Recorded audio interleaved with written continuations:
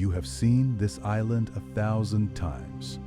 The whitewashed houses stacked like sugar cubes, the blue church domes glowing against the sea, the couple in the white shirt and the flowing dress, silhouetted against the most photographed sunset on planet Earth. You have seen it on postcards, on screensavers, on the covers of travel magazines in the doctor's waiting room. You could probably draw it from memory, but here is the thing we want you to sit with for a second. You have been looking at it wrong this whole time. Those are not seaside cliffs. That gorgeous curved wall of rock, with the villages clinging to the top like snow on a ridgeline, is not the edge of the land meeting the water. It is the inside wall of a volcano. A volcano that once blew the center out of itself in one of the largest eruptions in the history of the human race. A volcano that may have taken the legend of Atlantis down with it, and a volcano that is still alive, still breathing, still shifting under the feet of every honeymooner, ordering a glass of wine on a terrace at golden hour. We will stand inside that crater in just a few minutes. We will sail across the flooded heart of it and hike up the black rock that is still steaming. But first, let us show you the island you thought you already knew. This is Santorini. So grab your coffee, settle in, and come with us to the edge of the volcano. Look at it from the air, and the shape gives away the whole secret. Most islands are a solid lump of land. Santorini is a crescent, a curved sliver wrapping most of the way around a huge open bay, with a couple of small dark islands floating right in the middle of the water. That bay is not a bay at all.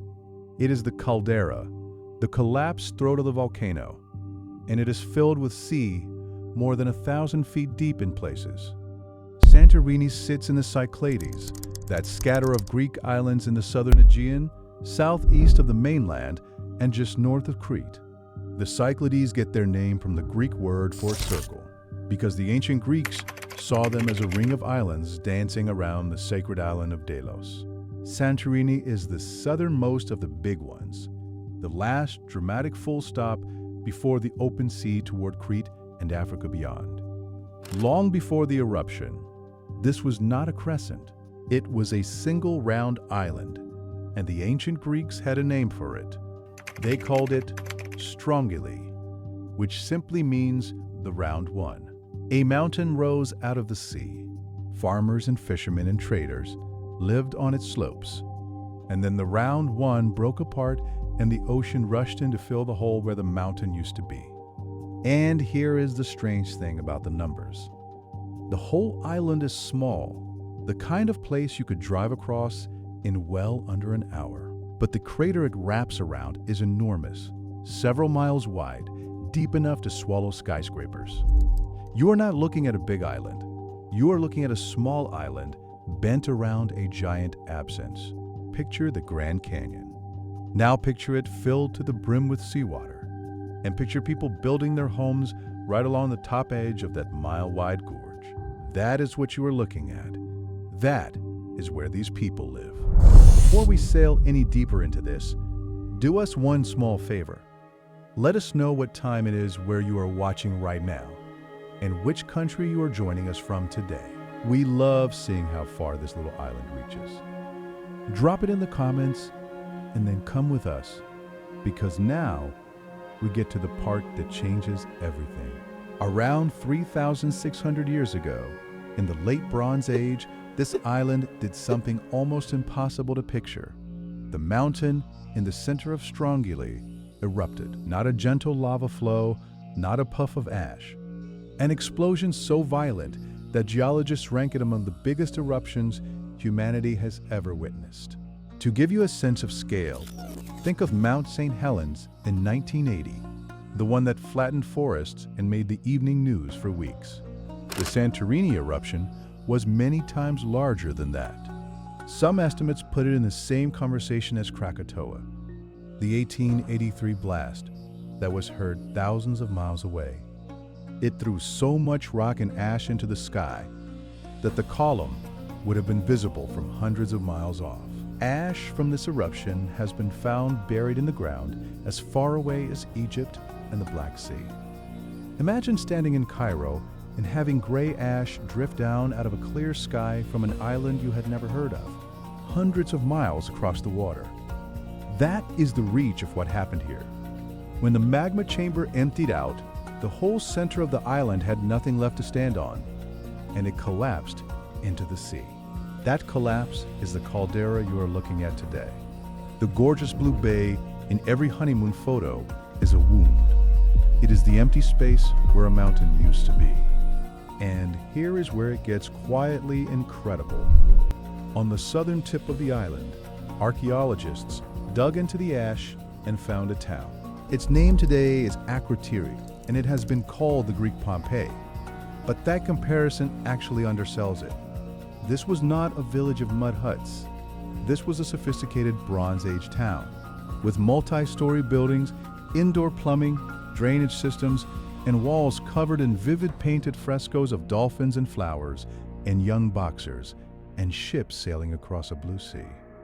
Walk through the excavation today, under the great protective roof they built over the ruins, and you can still see the streets. You can see the windows, the staircases, the tall storage jars still standing where they were left. There are frescoes of monkeys and antelope, of a fisherman holding up his catch, of a whole fleet of ships parading across the wall in a procession that looks almost modern in its confidence. Think about what that means. While much of the world was still scratching out a rough existence, the people here were painting art on their walls and piping water into their homes.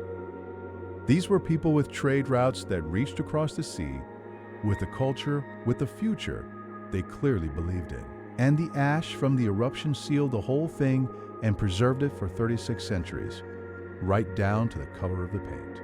It is a photograph of a single afternoon in the Bronze Age, taken by a volcano and developed 3,500 years later. But here is the detail that gives everyone chills.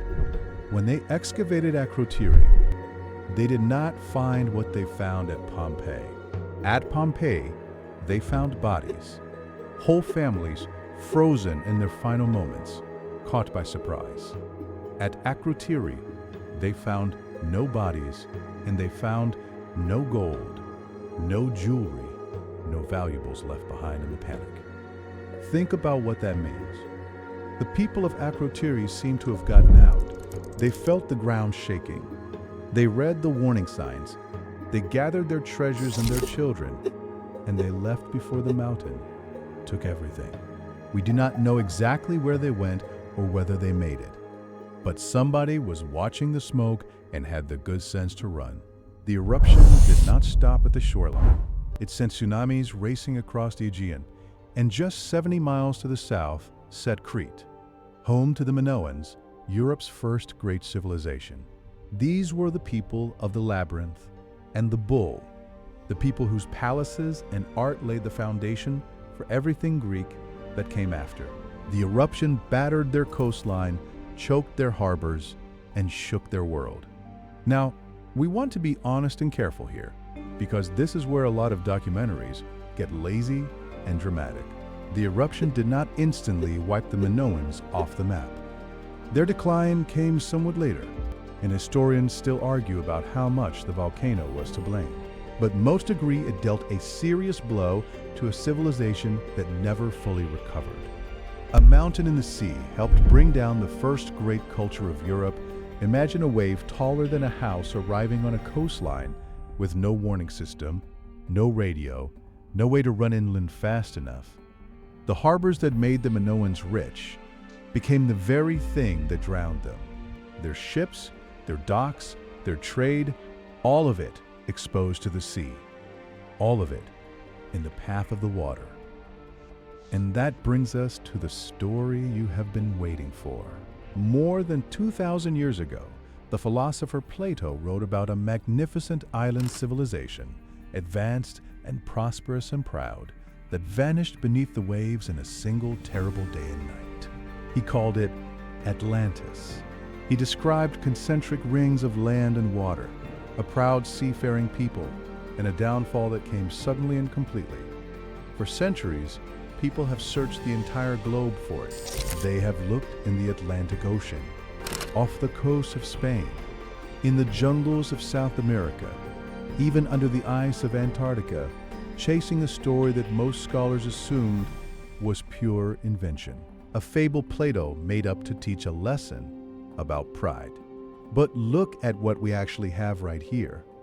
A sophisticated island civilization, a ring-shaped island with water at its center, a catastrophic disappearance in one violent event, a people who seem to have vanished, and a memory that could have passed down through generations, growing grander with each retelling until it reached a philosopher's pen. Now, we are not going to stand here and tell you Santorini is Atlantis. Nobody can prove that, and anyone who says they can is selling something. But the Thera hypothesis, the idea that Plato's lost city is a distant echo of this very eruption, is one of the most compelling and widely discussed theories about the most famous lost civilization in human history. Think about how stories travel. A grandmother tells a grandchild about the day the sky went dark and the sea rose up and swallowed the great island. That child tells their own children, and the wave gets taller, the island gets grander, the loss gets more total, until centuries later, a philosopher writes it all down as the tale of a perfect world that vanished in a day. The eruption was real. The tsunamis were real. The vanished, sophisticated island people were real. And the more you stand on this rim and look down into that drowned crater, the harder it is to shake the feeling that Plato was not inventing anything. He was remembering. If your mind is a little blown right now, you are exactly where we hoped you would be. Do us a favor and hit that like button so more people stumble onto this story. Now let us get back on the boat, because that volcano is not just history, it is still awake. Sail out into the middle of the Caldera, and you will pass two small islands sitting right in the heart of the bay. They are called Nea Kameni and Kameni, and their names roughly mean new burnt and old burnt. They are black, not sandy, not green, but black jagged rock, because they were not there when the great eruption happened. They pushed up out of the water later, in eruption after eruption over the centuries, born from the same magma system that is still down there. You can actually climb Nea Kameni. You walk up a trail across cracked black lava to the rim of a young crater, and in places, you can still smell the sulfur and feel the warmth of the ground. Nearby, the volcano heats a stretch of the sea into natural hot springs, and boats stop so visitors can swim in the warm, rust-colored water. Let that settle in. People are swimming in water heated by the same volcano that helped sink a civilization. The last time these islands erupted was 1950, well within living memory for the oldest people on Santorini. And the sea here has a violent memory of its own. In 1956, a massive earthquake near the neighboring island of Amorgos, one of the strongest in modern Greek history, shook the region and sent a tsunami crashing into the coast. It damaged homes, reshaped the island's fortunes, and pushed waves of people to pack up and leave for Athens, for America, for anywhere that did not shake. A lot of the Santorini families you would meet today have a great-grandparent who left after that quake. Then, more recently, the ground reminded everyone again. Starting in the winter of 2024 and running into 2025, the sea floor northeast of Santorini lit up with earthquakes, not one or two. Tens of thousands of tremors over the course of months, the strongest around magnitude 5. Schools closed. Many residents chose to leave the island for a while as a precaution. For a few tense weeks, this island that hosts millions of dreamers was suddenly a place people were leaving in a hurry, boarding ferries with suitcases and worried faces. The world's headlines got loud. Some of them a little too loud the way headlines do. A few of them practically dared you to imagine the whole island vanishing again. Scientists, meanwhile, were far more measured, watching the data closely and reminding everyone that a swarm of small quakes is not the same thing as an eruption. So let us tell you the honest truth, calmly, the way a good friend would. That swarm eventually settled down. The tremors faded back to the low background hum that is completely normal for a place built on a living volcano.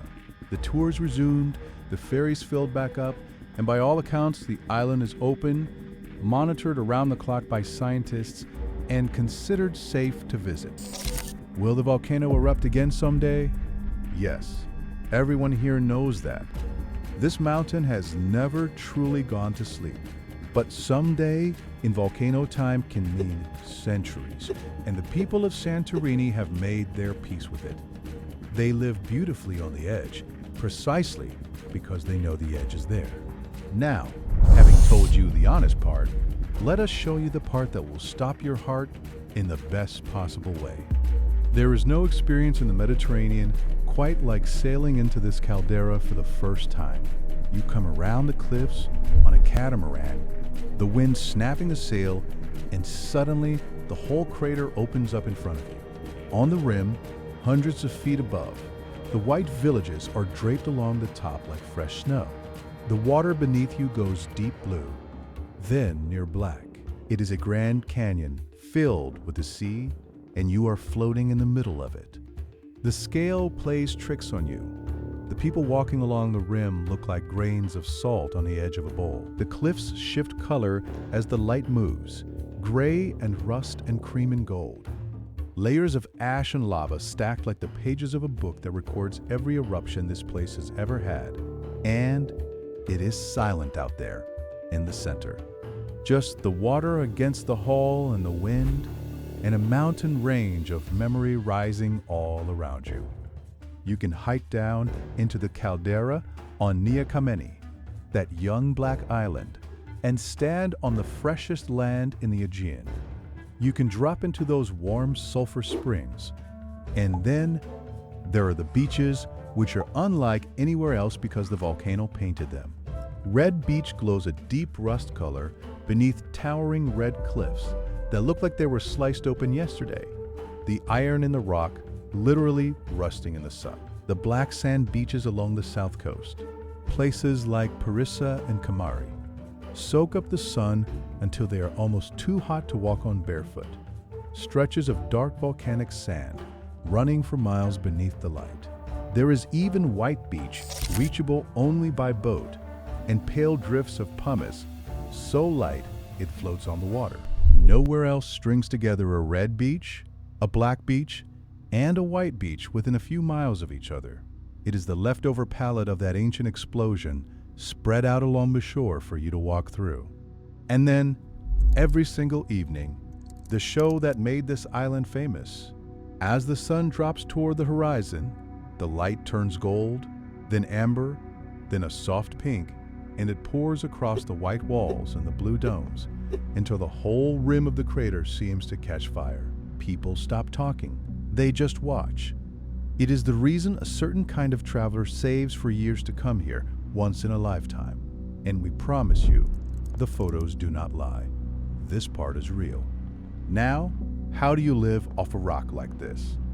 For thousands of years, the answer was farming and fishing.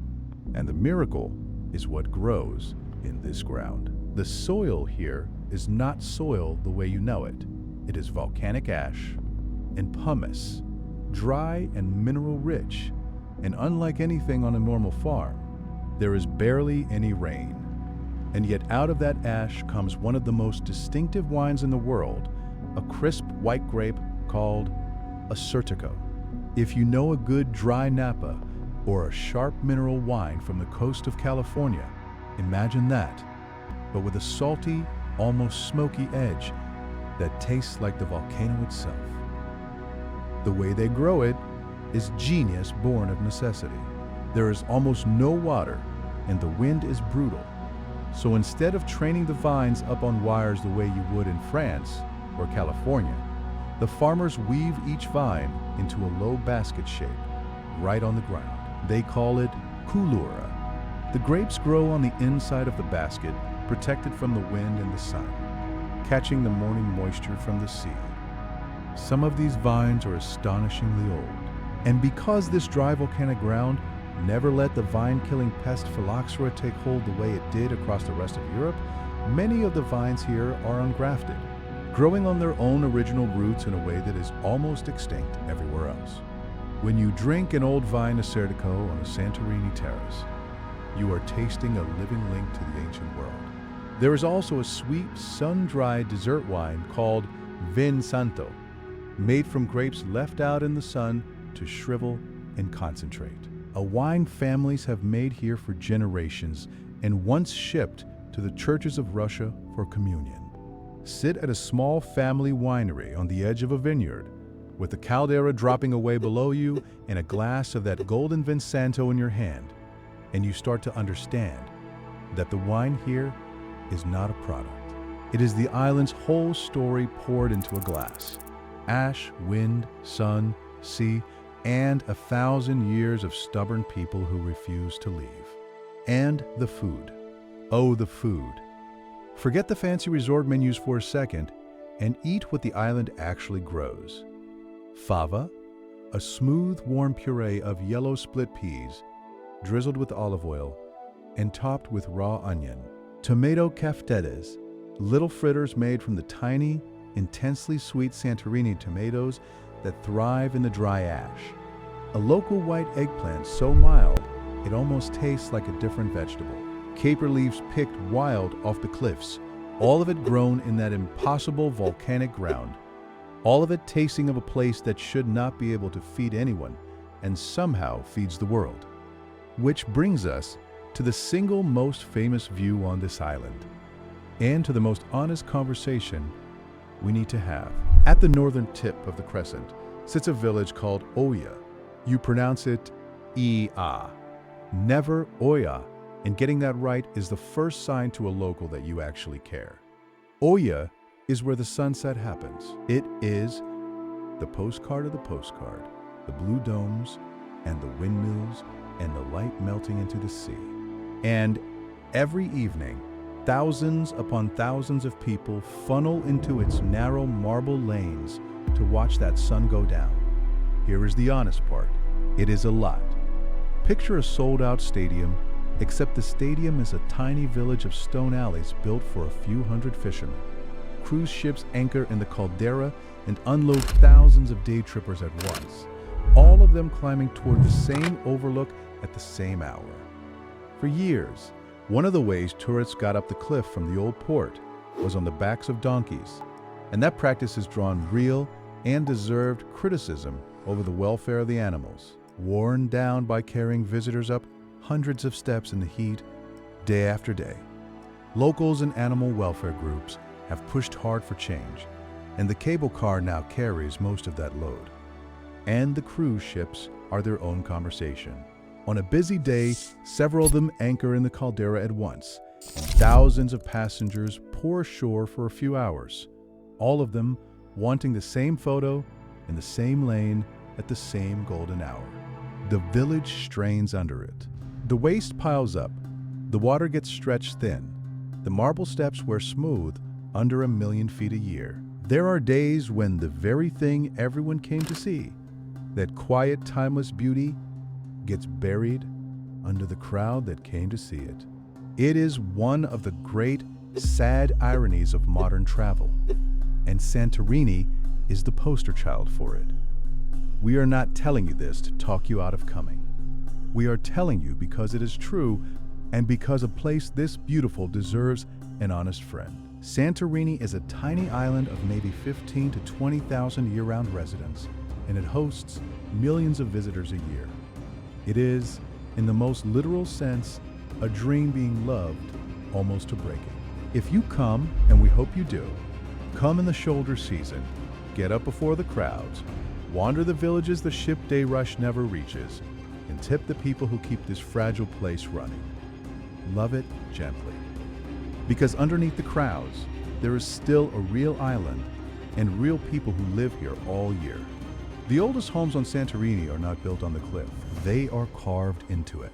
When you cut into soft volcanic pumice, it holds its shape, so for centuries families dug their houses straight back into the rock. They are called cave houses, and they stay cool in the summer heat and warm in the winter wind. A natural bit of engineering the ancestors figured out long before anyone had air conditioning. Many of the most sought-after luxury suites clinging to the Caldera today are old cave houses, dressed up with plunge pools and linen curtains, but still dug into the volcano at their core. When you sleep in one, you are sleeping inside the mountain.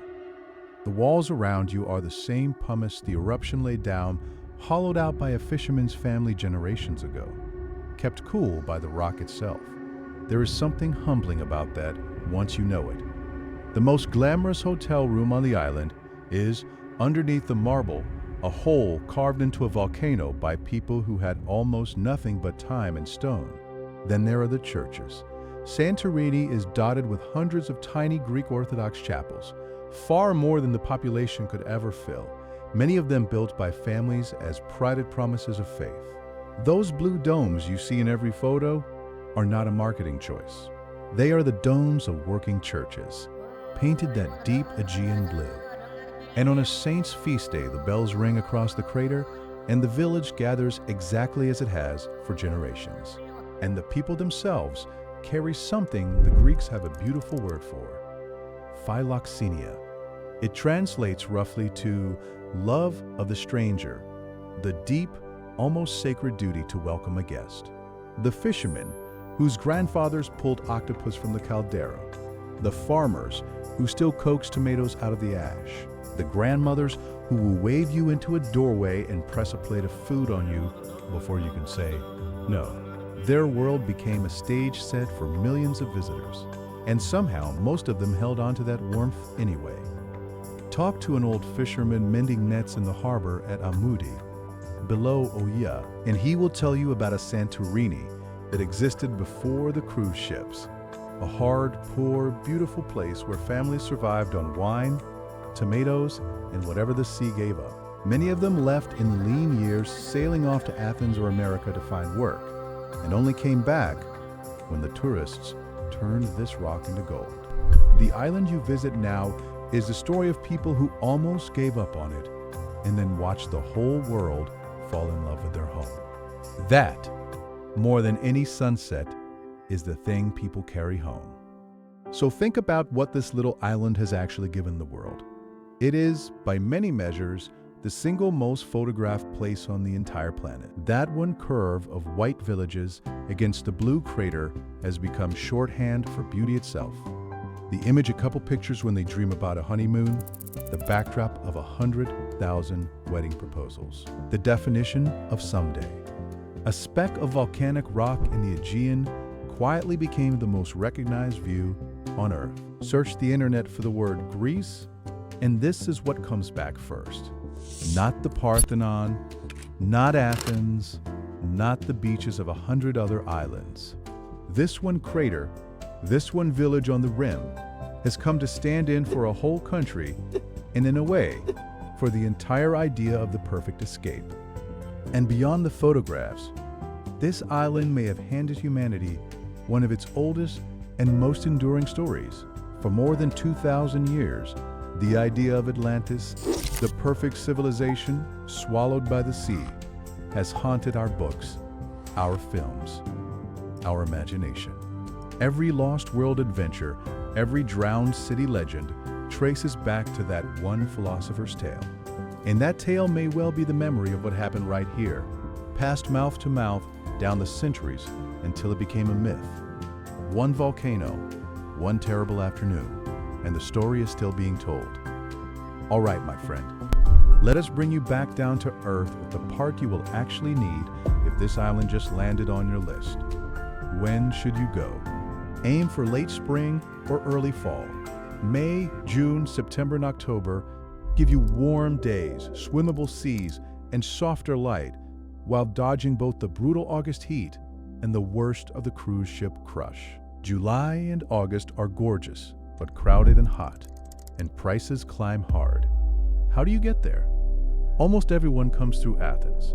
From there, you either catch a short flight down to the island, which takes under an hour, or you take the ferry across the Aegean, which is slower, but turns the journey into part of the trip. On the fast ferries, you can be there in a few hours, while the slower overnight boats let the islands drift past your window, one by one, until Santorini's dark cliffs finally rise up ahead. There is something right about arriving by sea. You come in through the mouth of the Caldera, exactly the way sailors have for thousands of years, and the crater walls open up around your boat before you ever set foot on land. Coming from the States, expect a connection in Athens or another European hub, so build in the travel time and maybe give yourself a night in Athens on either end. Let us be honest about cost, because this is not a cheap island. Santorini knows exactly what it is worth, and it charges accordingly, especially the Caldera view suites in Oia and the villages along the rim. If you want that famous view from your own terrace, you will pay for it. But you can absolutely do this smarter. Base yourself a little inland or in one of the quieter villages. Come in the shoulder season, and you will find far better value with the same island at your doorstep. Where should you stay? Thera, the capital, is the lively hub with the shops and the nightlife and the cable car down to the old port. Oia is the sunset showpiece, romantic and pricey. Vigli and Ferrostefani sit along the rim between them, a little calmer, with some of the best Caldera views on the island. And here is a tip most people miss. Everyone piles into Oia for sunset, but very few think about sunrise. Get up early before the ferries and the tour buses stir and walk the same lanes with almost nobody around. The light comes up soft and pink over the far rim of the crater. The cats stretch on the warm stone. A baker opens a shutter somewhere below you, and for an hour the island belongs to you the way it belonged to the people who lived here long before any of us arrived with a camera. Watch that just once, and you will understand this place in a way the evening crowds never will. One last note before we let you dream. This island's volcano is watched closely by scientists, and it is open and welcoming visitors right now. But it is a living system and conditions can shift, so it is always worth a quick check of current local guidance before you book. Come with respect, not fear. Because in the end, that is what Santorini really is. It is one of the most beautiful places a human being can stand, and it was born from one of the greatest catastrophes this planet has ever produced. That impossible white and blue perfection on the clifftop is only there because a mountain destroyed itself 36 centuries ago and left behind a crater so stunning we now cross oceans just to look at it. The beauty and the catastrophe are the same thing. You cannot have one without the other. And it is still alive. Right now, as you watch this, the ground beneath those postcard villages is warm and shifting and patient. The people who live there have not run from that. They have chosen it. They grow their wine in the ash, carve their homes into the crater wall, ring their church bells across the drowned volcano, and welcome strangers with a plate of food, all in the shadow of a mountain that could one day change everything. There is a lesson in that, if you want one. Beauty does not last forever. Neither do we. So you drink it in while it is here. If this island moved you even a little, do the couple who live at the top of that cliff a favor and share it with someone who needs to see it too.